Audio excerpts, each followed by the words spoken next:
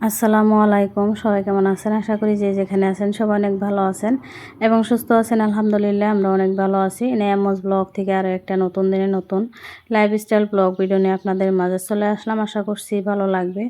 Video শুরুতে একটা like দিয়ে পুরো ব্লগটির সাথেই থাকার অনুরোধ রইল। আর যদি আমার চ্যানেলে আজ নতুন হয়ে থাকেন, আমার চ্যানেলটি সাবস্ক্রাইব করে পাশে থাকা বেল আইকনে ক্লিক করে অল অপশনে ক্লিক করে রাখবেন, যাতে আপনাদের সময় সুযোগ মতো আমার ভিডিওটি দেখে নিতে পারেন। আজকের ব্লগটিতে থাকছে আমি সকালে সারাদিনের কাজ যেভাবে গুছিয়ে সারাদিন আর কি অনেক আরাম আয়েসে কাটাইলাম, তো সেটাই আর কি আজকের ভিডিওটিতে থাকছে। তো আমি যেভাবে আমার সংসারের কাজগুলো করে থাকি সেটাই আপনাদের সাথে শেয়ার করব।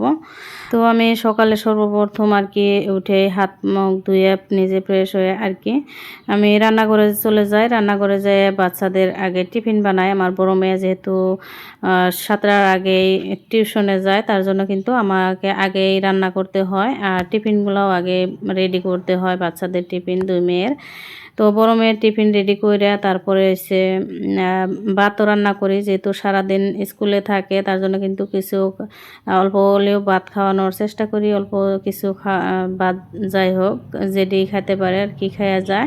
তারপরে টিফিন রেডি করে দিয়ে দেই, সাথে আর কি দিয়ে দেই। তারপরে রান্না বান্না করে নেই।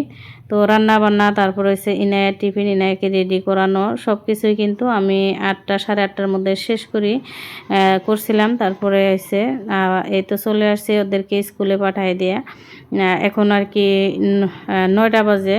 তো 9টার মধ্যে আমি কিন্তু 1 ঘন্টার ভিতরে আমি সমস্ত কাজ আর কি গুছাই নিব।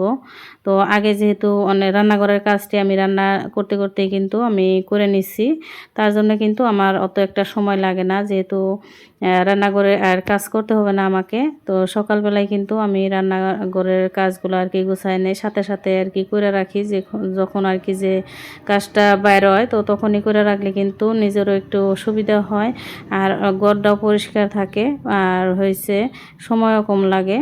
তো একটু বুদ্ধি করে আর কি এভাবে কাজ করলে কিন্তু সারাদিন একদম আরামে শুয়ে বসে আর কি খাওয়া যায়, থাকা যায়।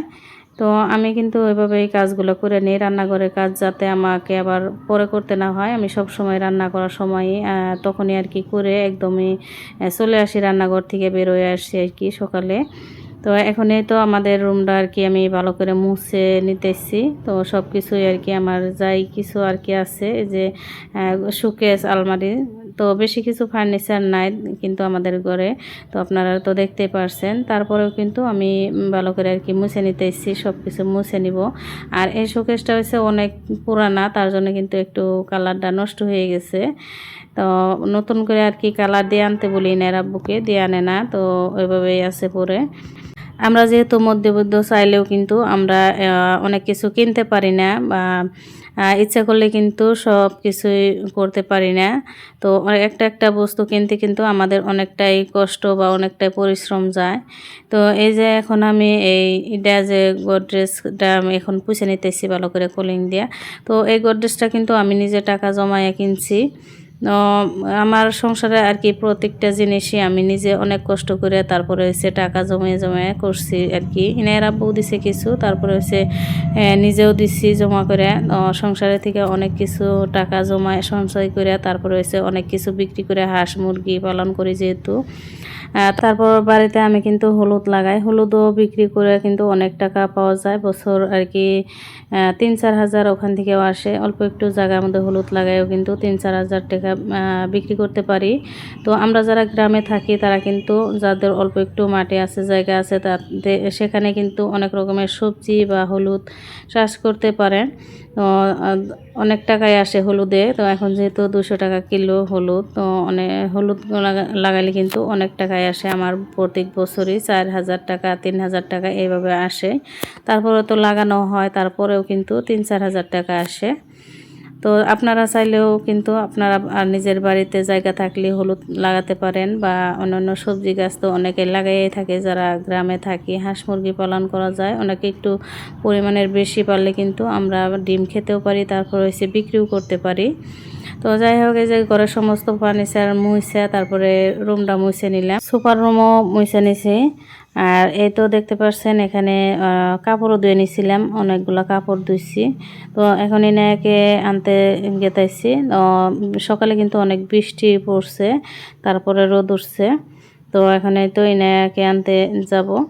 তো গোড্ডা আর কি তালা আমার রেখে গেলাম। তো গা গোসল করে অনেক সময় জিরাইছি, তারপরে কিন্তু এনাকে নিতে গেছিলাম। তো এই বাড়িতে যাওয়ার সময় এই যে এখান থেকে আবার চিকেন পকোড়া নিবে ইনায়া বলতেছিল। তো দোকান থেকে কিন্তু নিয়ে আসছে, ওখান থেকে 50 টাকা সদাই নিয়ে আসছে। তো আবার এই যে আবারও 50 টাকা নিবে, তো এটি আমার কিন্তু যাবে 50 টাকা। তো ইনার আব্বু কিন্তু প্রতিদিন 50 টাকা করে দেয় ইনায়ের জন্য। আর এখন যে নিব তো এটা কিন্তু আমার টাকা খরচ হবে। তো আসলে তো কিছুদিন আবার কমও খায়, আবার কতদিন বেশি হয়ে যায়। তো কি আর করব, বাচ্চারা যেহেতু আবদার করলে আবার আবদার মানতে হয়, না হলে আবার কান্না করে দিব। যেহেতু এই বস্তুগুলো আবার প্রতিদিন খাওয়া ভালো না, তারপরেও আবার এই তো আনতে হয়। তো এর আগেও আর একদিন আনছিলাম। তো এই যে আয়নাহেরা আর কি খেয়ে নিতে আসছে চিকেন পকোড়া। তো এই 50 টাকার 5 পিস দিছে, খালি আড্ডি, একদম মাংস নাই। তো আগে ভালোই দিত, এখন কিন্তু বেশি সেল হয় দেখে কিন্তু এখন একটু ই করে দেয়। তো তেমন একটা ভালো দেয় না। তারপরে যে চিকেন পকোড়া খাইতেছে, ওই সময় আবার মা ফোন দিছিল বাড়িতে যাওয়ার জন্য। তো এই নাই আর কি অন্যান্যকে বলছিল যে টেন্ট হাউস কিনে দেওয়ার জন্য। তো সেটাই আর কি আসছে। তো বলল যে আইসা দেখাও করে যাও আর নিয়েও যাও। তো আমিও ভাবলাম যে বাবুদেরকে আর কি অনেকদিন ধরে দেখি না, তো গেলে একটু দেখবো বা কোলে নিব ওদেরকে। তার জন্য কিন্তু চলে গেছিলাম বাবার বাড়িতে স্কুল থেকে আইসে হেরাই। তো দাদিও আসছিল সেদিনে সকালবেলা, তো দাদিকে সাথে করে নিয়ে আসছি। এই তো দেখতে পারছেন, যারা যারা ভিডিওটি দেখতে দেখতে এই পর্যায়ে এসে এখন পর্যন্ত লাইক দেন নাই, তো প্লিজ একটা লাইক দিয়ে দিবেন, কারণ আপনাদের একটা লাইকে একটা শেয়ারের কাজ করে। তো আপনারা আর কি লাইক দিলে কোনো ক্ষতি হবে না, তো আমার অনেকটাই উপকার হবে। প্লিজ একটা লাইক দিয়ে দিবেন। তো এই যে আমরাও বাড়িতে চলে আসলাম, ওখানে দেখি জাল মুড়ি বেচতেছে। তো সেখান থেকে আর কি মুড়ি নিয়ে আসছি, এই যে 30 টাকা 3 প্যাকেট। বাবুদের জন্য নিয়ে আসা হয়েছিল কেক, জুস, তো এসব নিয়ে আসছিলাম। তো আজকের ভিডিওটি এ পর্যন্ত। সবার সুস্থতা কামনা করে আজকে এখানে বিদায় নিচ্ছি। আল্লাহ হাফিজ।